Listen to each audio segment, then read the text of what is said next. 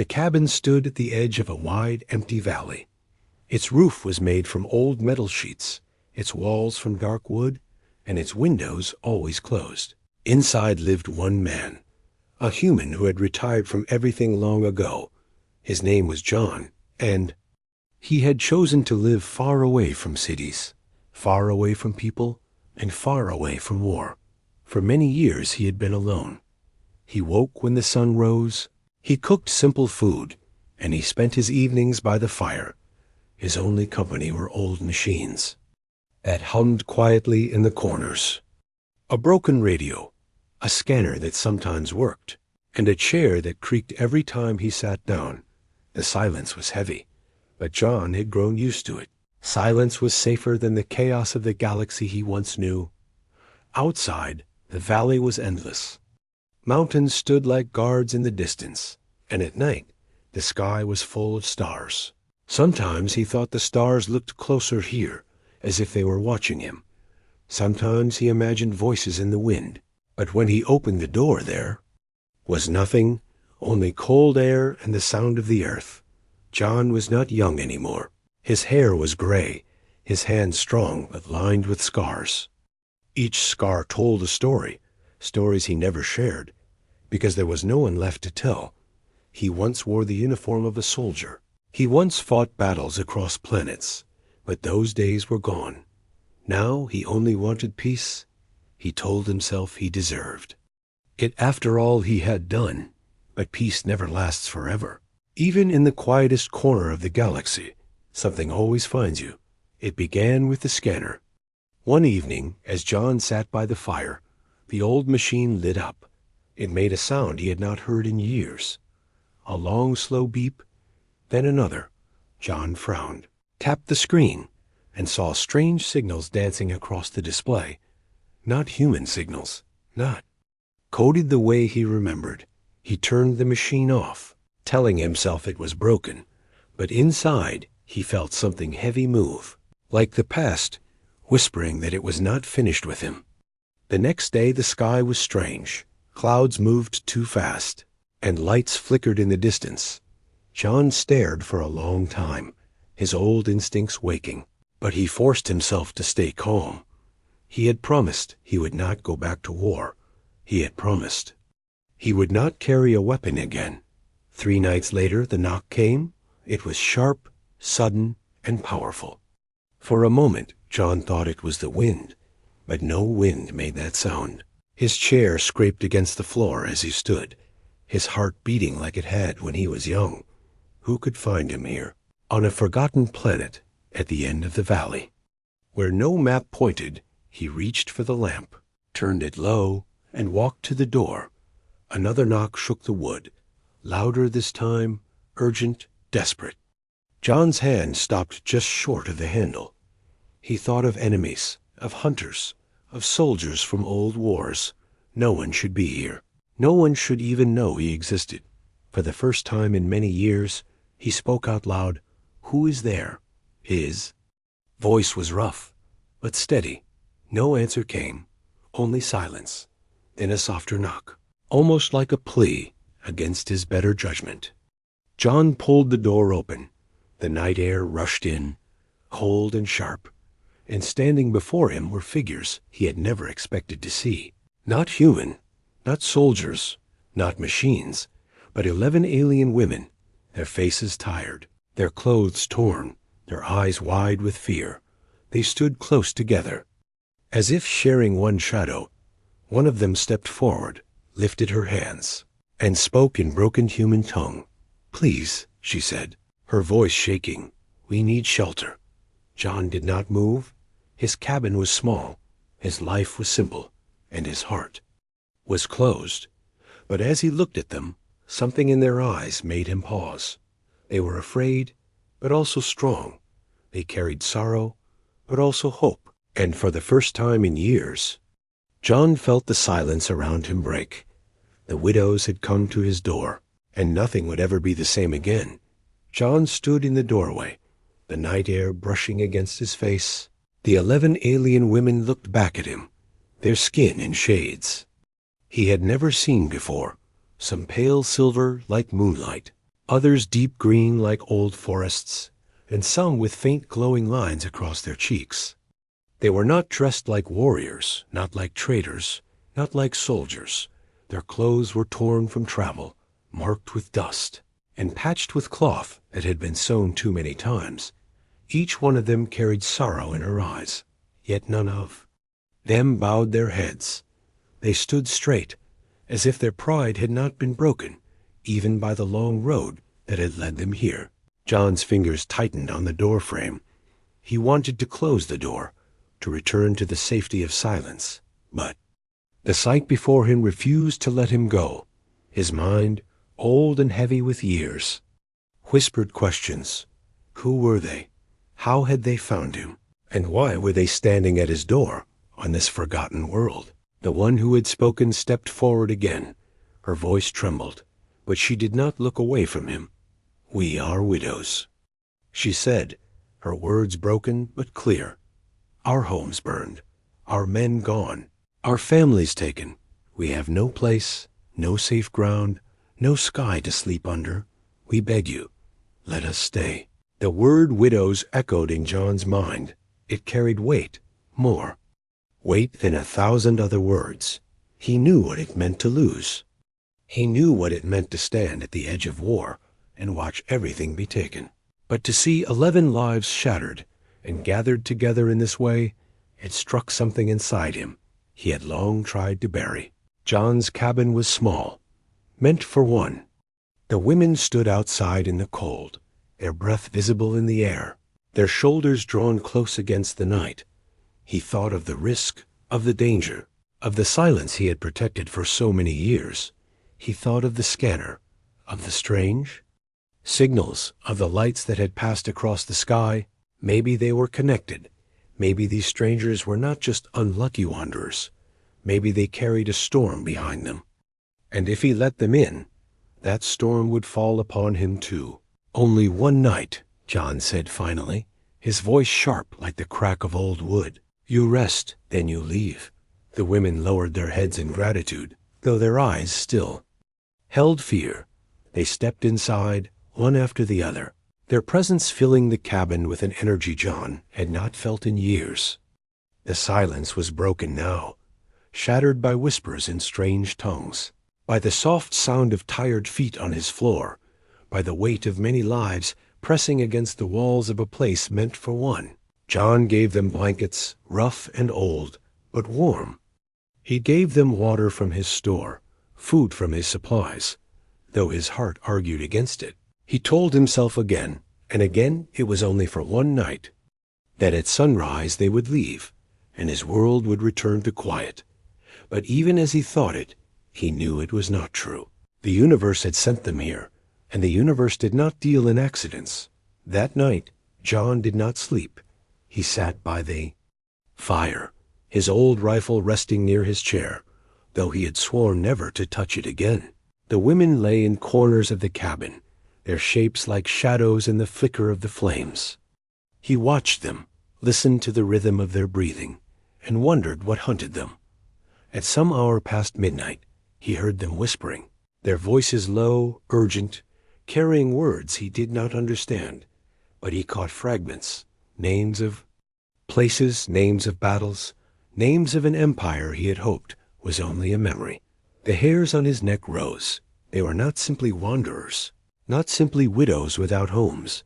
They were connected to something larger, something dangerous, and if that, something was searching for them. Then soon it would be searching here. Suddenly, one of the women cried out in her sleep. The sound was sharp, filled with fear, like a child lost in the dark. John was on his feet before he even thought about it, his old instincts pulling him forward. He shook her gently, and her eyes opened wide, glowing faintly in the firelight. She looked at him, not with fear, but with recognition, as if she knew what he was. "A soldier," she whispered in her own tongue, her voice barely a breath. Then she closed her eyes again, leaving John cold and restless. The hours dragged. Until morning, the sky outside turned from black to gray, from gray to pale light. The women rose slowly, their faces tired but calmer than the night before. They thanked him in their broken human words. But John's mind was elsewhere. His scanner had begun to beep again. Louder, clearer, strange signals, closer this time, moving like predators through the dark. John stared at the screen, then at the women. He felt the weight of a choice pressing down on him. If he sent them away, they might be caught, and their blood would be on his hands. If he kept them here, the hunters might come, and his peaceful exile would be destroyed. Either way, silence was gone, and the past had returned. The women stood together, waiting for his answer, their eyes locked on him, their fate tied to his. Decision. For the first time in many years, John realized he was no longer just a man living alone in a cabin. He was once again standing at the edge of war, and war had come knocking at his door. The cabin was no longer silent. John could feel it in his bones, in the way the air carried whispers, in the way the walls seemed smaller, in the way his old heart refused to calm. The 11 widows moved carefully inside, their presence soft yet heavy, as if each of them carried an invisible weight that filled the room. They spoke to one another in hushed tones, a language filled with sharp edges and flowing notes, a language that seemed older than the stars themselves. John sat by the scanner, its screen glowing faintly.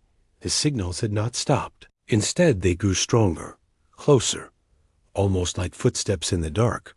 He had turned the volume low, but the beeping still cut through the night, each sound like a warning, each sound like a reminder that something out there was searching. He glanced at the widows, at their tired faces, and the question grew inside him. What were they running from? The fire cracked, throwing shadows across the walls. One shadow stretched long and tall, like the ghost of a soldier John once knew. He rubbed his scarred hands together, the skin rough, the nails chipped. He had lived alone for years. Yet in one single night, his world had changed. Strangers sat in his home, strangers with secrets, strangers who carried fear in their eyes, but refused to speak it. Hours passed, and the widows tried to sleep. Some curled near the walls, others leaned against one another for comfort.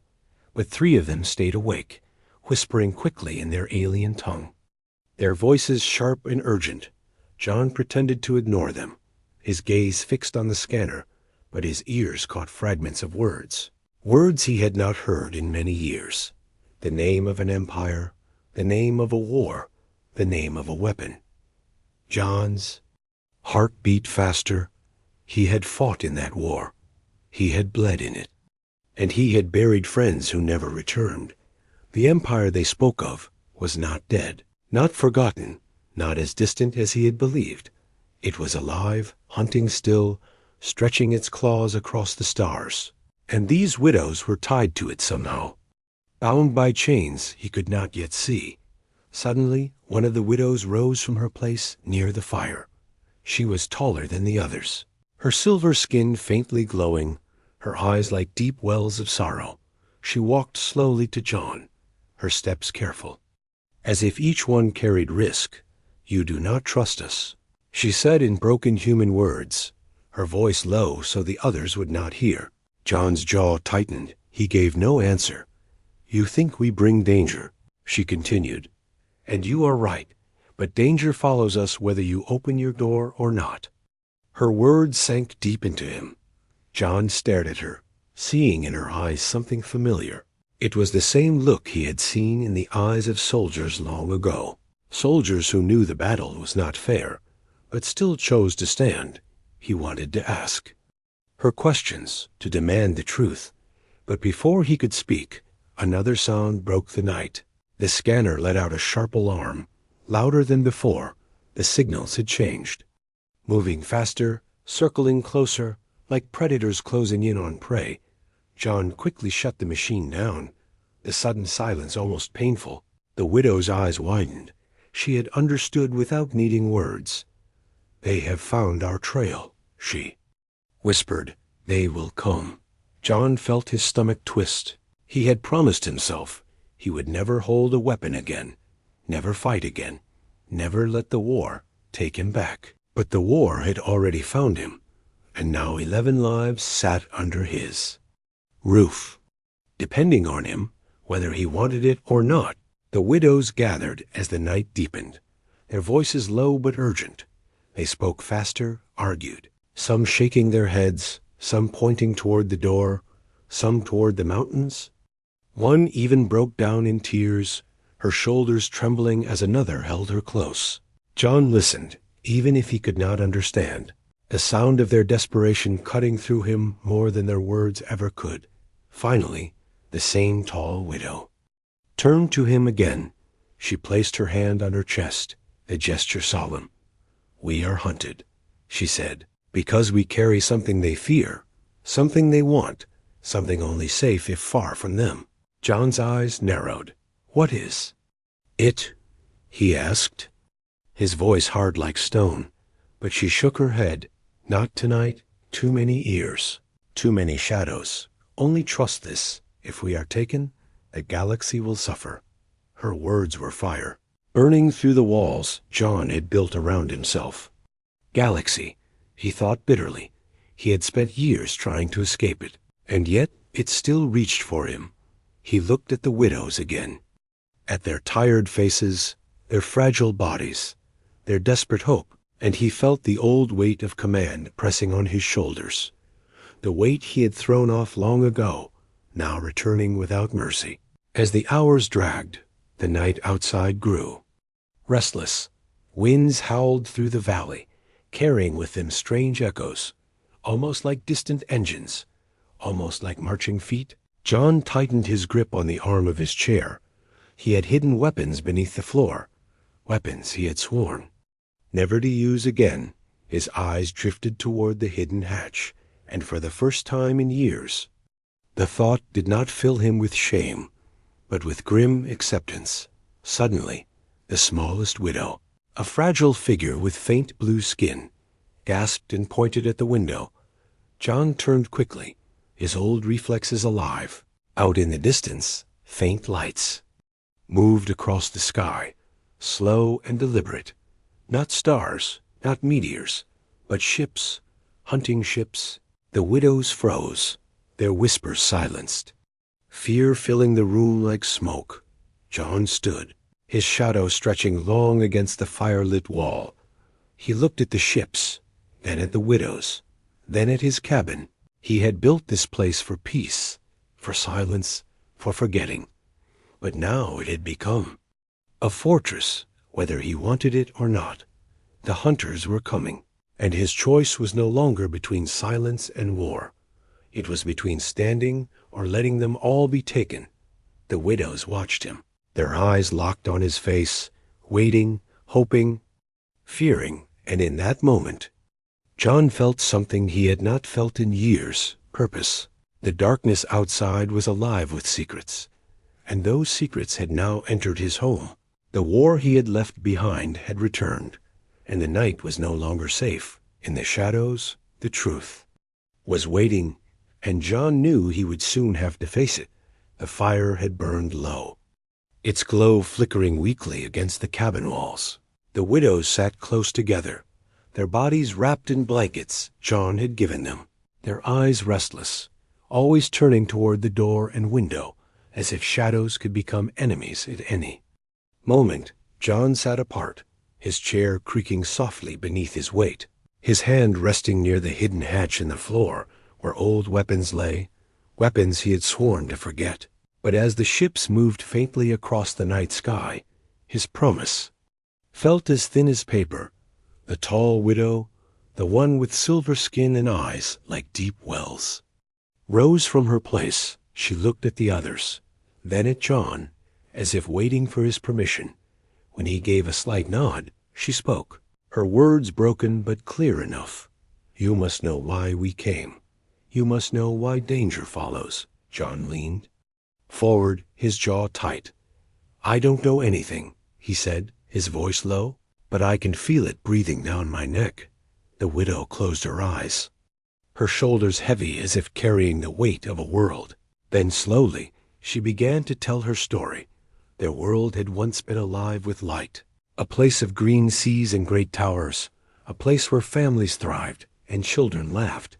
But then came the Empire, the same name John had overheard in their whispers, the same name that had stained his own past. The Empire's fleets arrived without warning, burning the sky with fire. The widows' husbands had been among the last to stand against them. Warriors, leaders, defenders of a dying hope. And one by one they fell, leaving behind only silence. Ashes and the widows who now sat before John.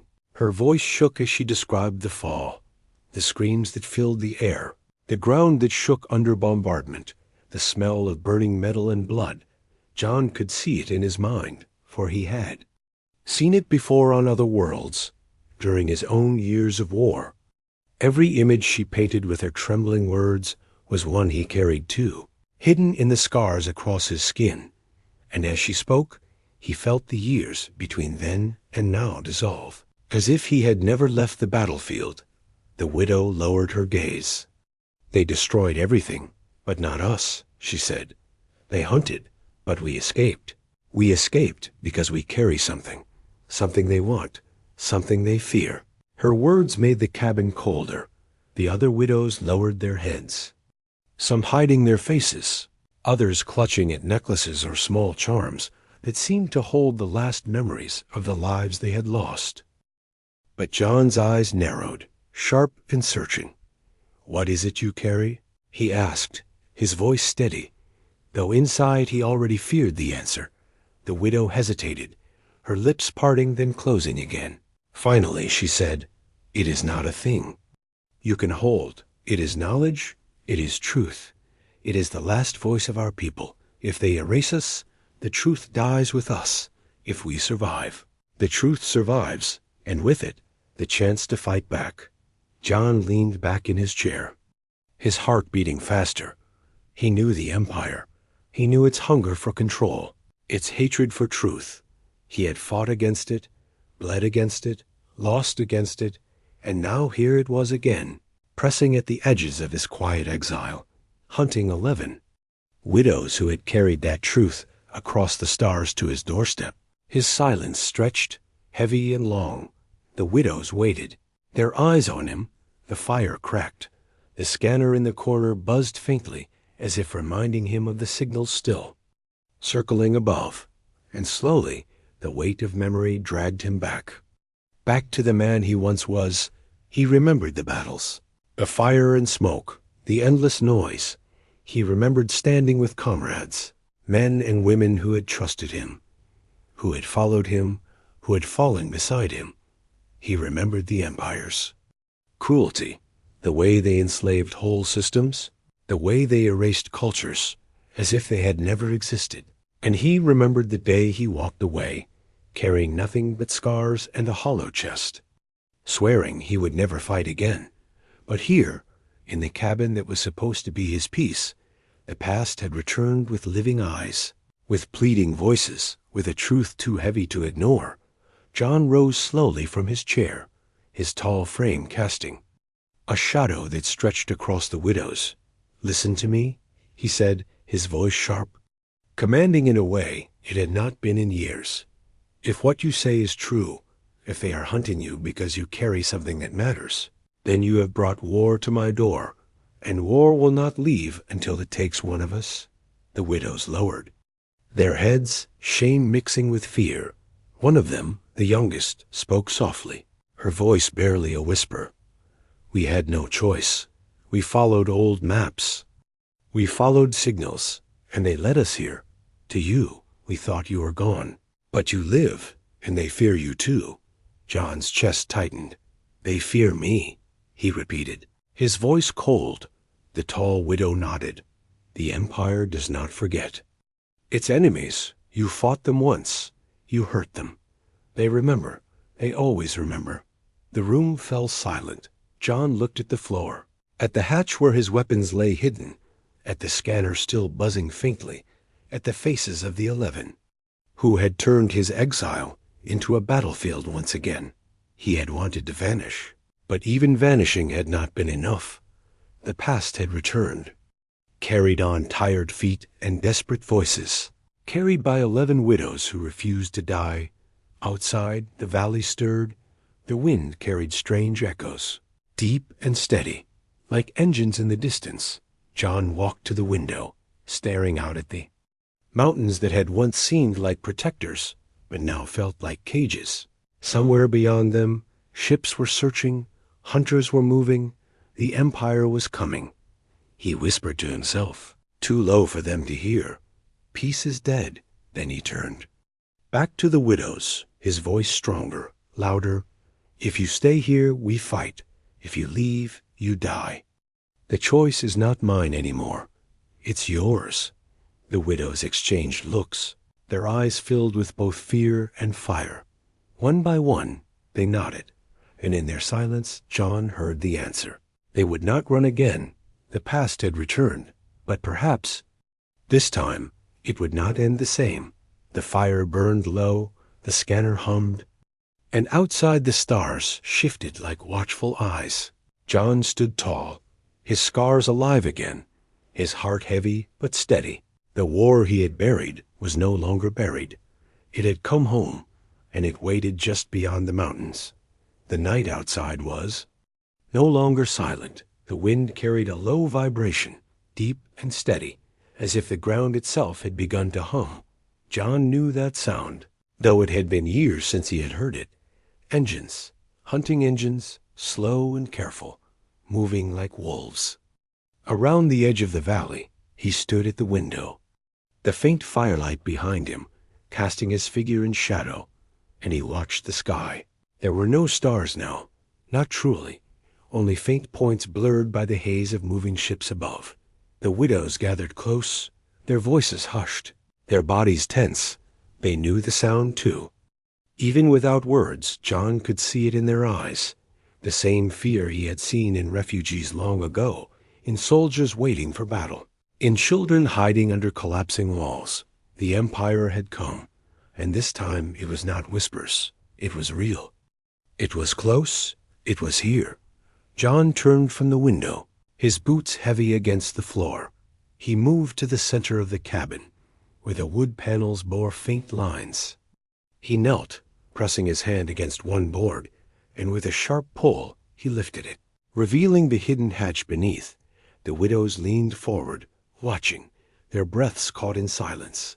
From the darkness below, John pulled out a long metal case, its surface scratched, dented, and covered in dust.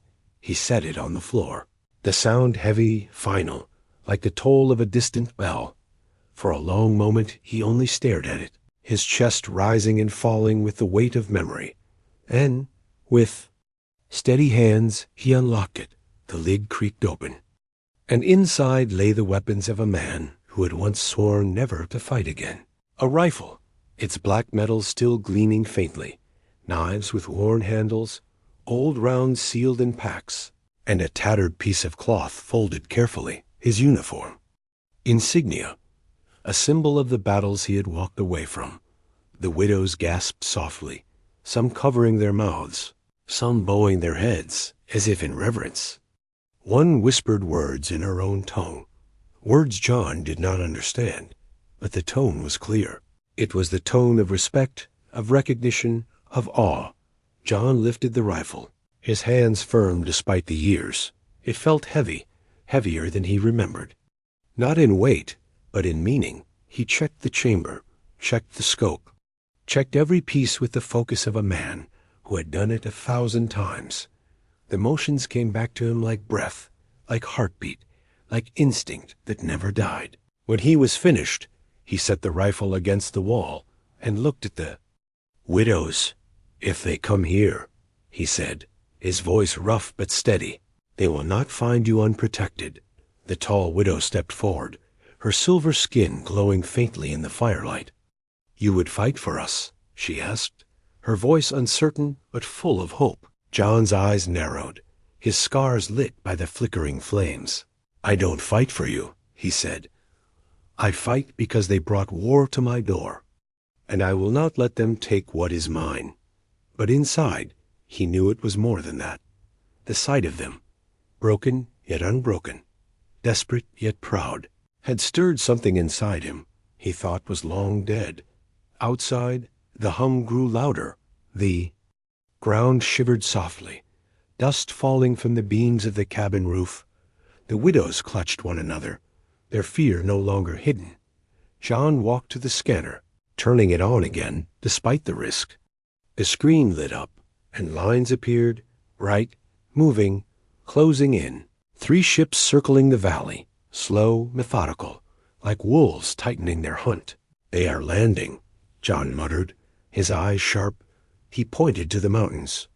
1 on the north ridge, 1 on the south, 1 near the riverbed. His memory of war guided him, the patterns of hunters, the paths of soldiers. They will come by foot, they will search, they will track, and when they reach this cabin, they will not knock. The widows trembled. But one of them, the youngest with pale blue skin, stepped forward. Her voice was small but firm. "We will help.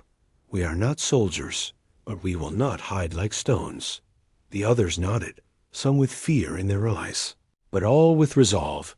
John studied them for a moment, then gave a sharp nod. "Then you will listen, and you will obey, or none of us will live until morning." He moved quickly, his old instincts alive again. He gave them tasks, simple but vital. 2 were told to keep the fire low, so smoke would not give away their position. 3 were sent to gather water and food supplies and move them into the cellar. Others were given knives, tools, anything sharp they could use if forced. The youngest widow he placed near the scanner, teaching her in quick, simple words how to watch the signals and warn him if they moved closer. The widows obeyed without question, their movements quick, their silence filled with fear, but also determination. For years, John had lived alone, but now his cabin moved with life, with preparation, with the rhythm of survival, and in that rhythm, he felt something he had not felt in decades. He felt like a commander again. The hum outside grew louder still, then it stopped. The silence that followed was heavier than the sound had been. John froze, listening, and then, faintly, he heard it. The hiss of engines powering down, the grind of landing gear pressing into earth, the metallic echo of doors opening. They were here. The widows looked at John, their eyes wide, their fear raw. He did not comfort them. He did not promise survival. He only loaded his rifle with steady hands. "Stay quiet, stay low," he said, his voice like stone. "They will come in the dark. They will think this place is weak, but they will learn." Minutes passed like hours. Through the cracks of the cabin wall, John saw faint lights moving in the trees. Not firelight, not natural glow, but the steady sweep of scanners. Shadows shifted outside, tall and armored. The silhouettes of soldiers hunting, their voices carried faintly on the wind. Sharp and cruel, the language of the Empire. John understood enough to know they were close, and they were not here for mercy. The widows clung to one another, some whispering prayers, some clutching knives like lifelines. John crouched near the window, his rifle ready, his breath steady, his eyes cold. Every muscle in his body was alive, every scar burning with memory. The storm had broken, and the first drops of war had already fallen on his doorstep. The soldiers moved closer. There, lights sweeping across the valley. John's finger tightened on the trigger. The widows held their breath, and in that suspended moment, in that fragile silence before violence, the retired human who had lived alone for years became once more what the Empire feared. A warrior, waiting in the dark. The valley was silent. But the silence was not peace. It was the silence of predators closing in, of breath held before the strike, of shadows stretching long in the fire's dying glow. John crouched near the window, his rifle pressed tight to his shoulder, his scarred hands steady, his eyes locked on the trees beyond. Through the gaps in the wooden wall, he saw them, shapes, moving in the dark, tall and armored, their steps careful but heavy. The hunters of the Empire had come. The widows sat huddled in the corners, their faces pale, their eyes wide, their hands clutching knives and tools John had given them. He had told them to stay quiet, to stay low, and though fear trembled through them, they obeyed. The scanner on the table flickered, its lines showing the soldiers' slow crawl across the valley. One group from the north, one from the south. One from the riverbed, tightening the circle. John breathed slowly, his chest rising and falling like the rhythm of a machine.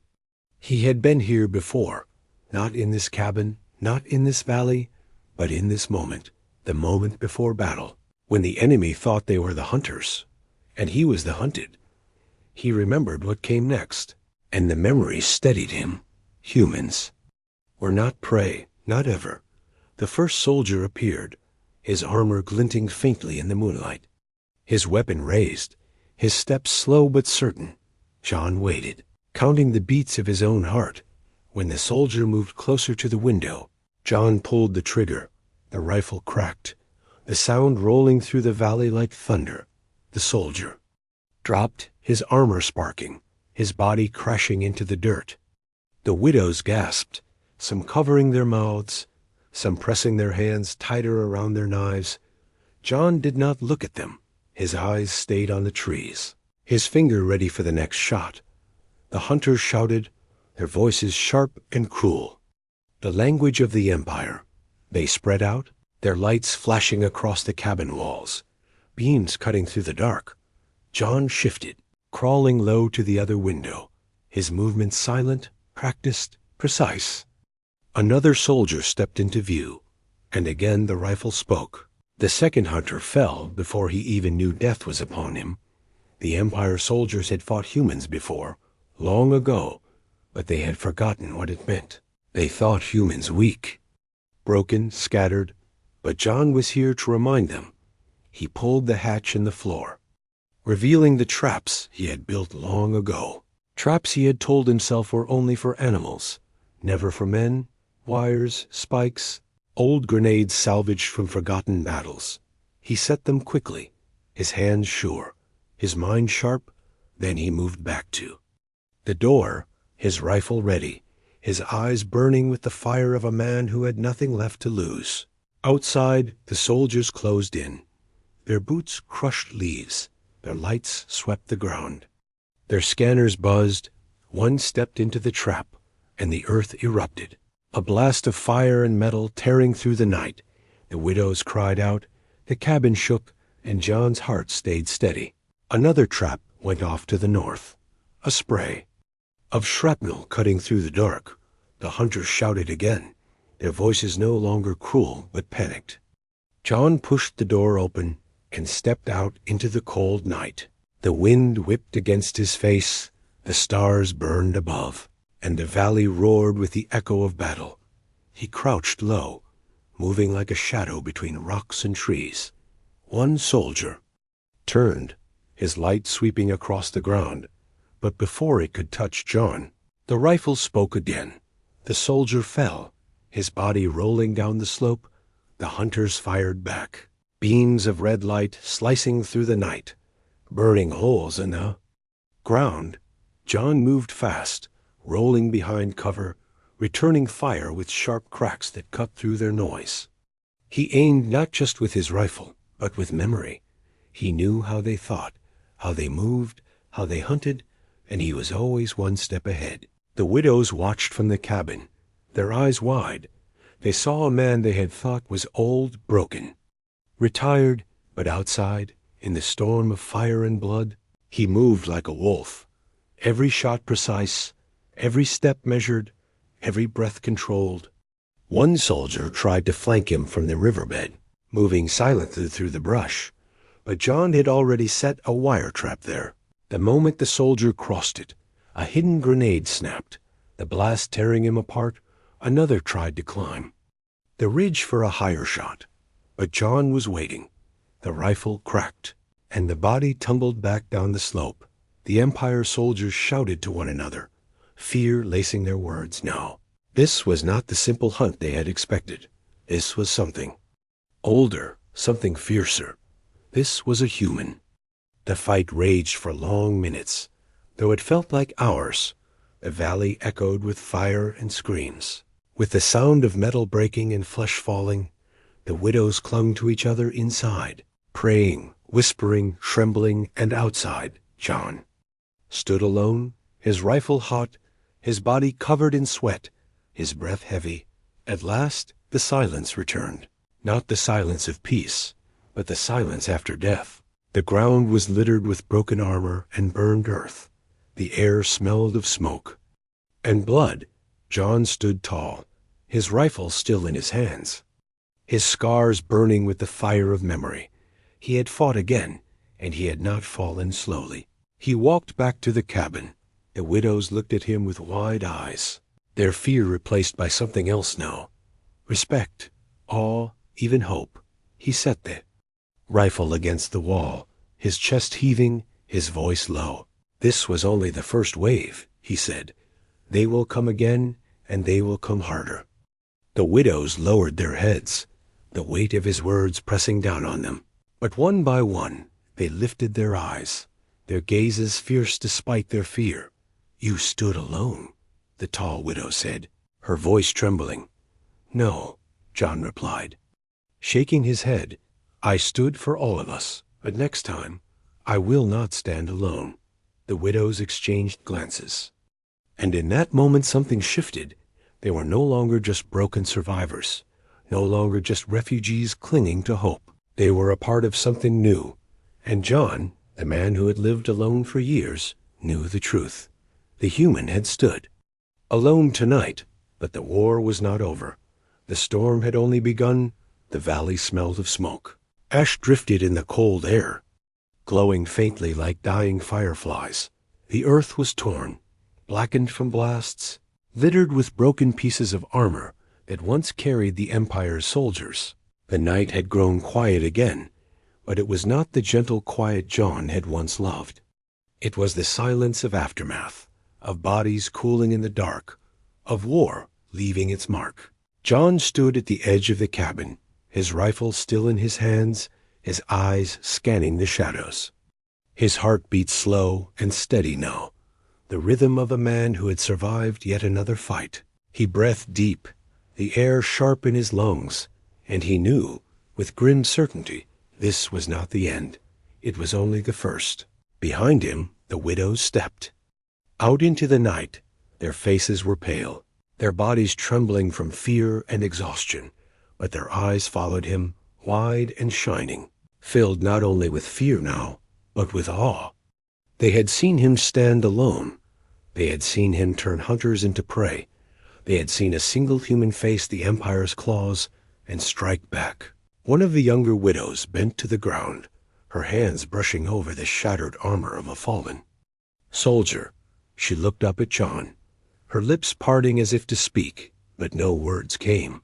Instead, she bowed her head, her silence carrying more weight than speech ever could.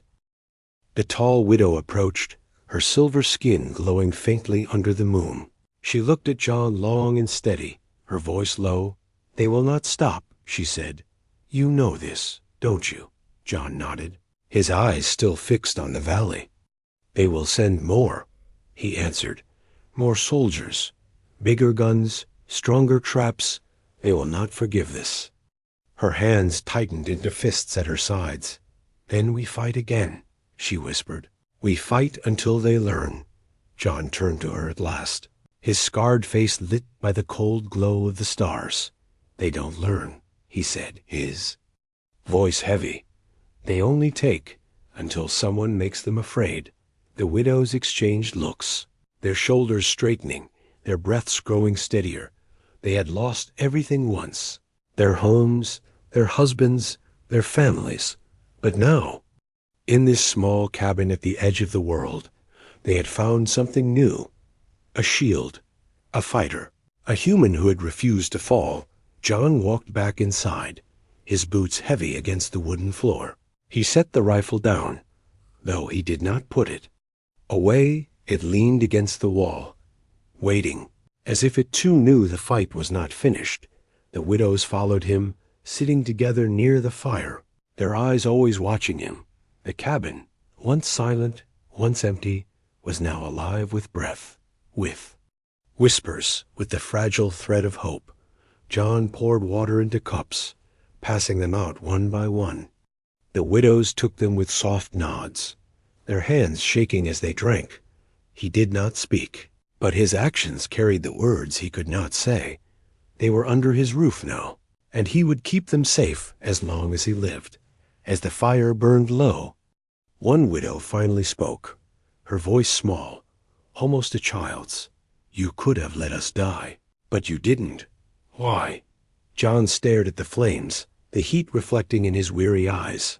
"I've seen enough death," he said, his voice rough. "I don't need to see more."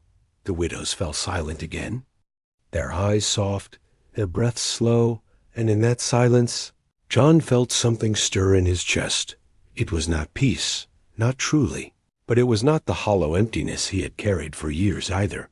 It was something different, something he could not name. Outside, the night stretched on, but the danger had not passed. The scanner on the table buzzed faintly, its weak screen showing faint signals still drifting in the sky. Ships, larger than before, moving farther away, but not gone. John's eyes narrowed. He knew what it meant. The Empire knew where he was. Now, and they would not stop until they burned the cabin to ash and silenced the truth the widows carried. He rose, moving to the corner where his old pack lay.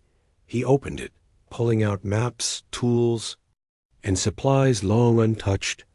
The widows watched, their eyes wide, their bodies leaning forward. "What are you doing?" one of them asked, her voice trembling. John spread the maps across the table, his scarred hands tracing the mountains, the rivers, the ridges. They'll come again, not tonight, maybe not tomorrow, but soon, and when they do, we can't just hide. We need to be ready. We need to move. We need to fight smart. The widows leaned closer, their fear slowly giving way to focus. For the first time, they were not just survivors. They were part of a plan. John showed them paths through the mountains, places where traps could be laid, places where the Empire's soldiers would be blind. He explained simple signals, ways to warn, ways to hide, ways to strike. His voice was steady, his words sharp, his tone commanding, and as they listened, the widows began to change. No longer only broken wives of the fallen, but students of survival, fighters in the making. Hours passed as they prepared, as they whispered, as they planned, and in the dim light of the fire, John saw in their faces what he had not seen before. Not only fear, but fire, not only sorrow, but steel. They had been widows, but now, under his roof, they were becoming something else. Warriors when dawn broke. The valley glowed with pale light. Smoke from the battle still clung to the air, rising in thin trails that curled toward the mountains. The widows stepped outside with John, their eyes red from lack of sleep, but their spines straight, there. Hands firm, they looked at the broken armor scattered across the ground, at the earth torn apart, at the proof that one man had stood against the Empire and lived, and something lit in their eyes, something unshakable. John looked at them, then, at the horizon. He knew the fight was far from over. The Empire would come again, and next time it would bring more fire, more ships, more death. But he also knew something else, something the Empire had forgotten.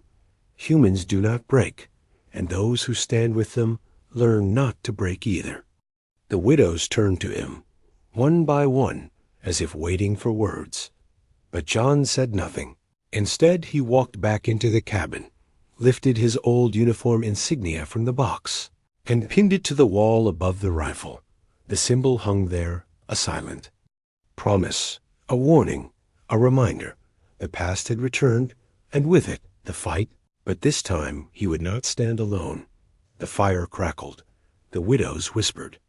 The scanner buzzed with faint warnings. And outside, beyond the valley, beyond the mountains, in the endless sky, the Empire prepared its next move. John could feel it, as sure as the scars across his skin. War was coming, but so was something. The empire had forgotten the strength of a human and the unbroken will of those who stood with him. The cabin that had once been silent, once been empty, was no longer a tomb of memories. It was now a fortress, a home, a spark, a beginning. And in that beginning, as the sun rose over the scarred valley, John felt a truth deeper than any he had known in years. He was not alone anymore. The storm had come, but so had the fire, and the new beginning had already begun.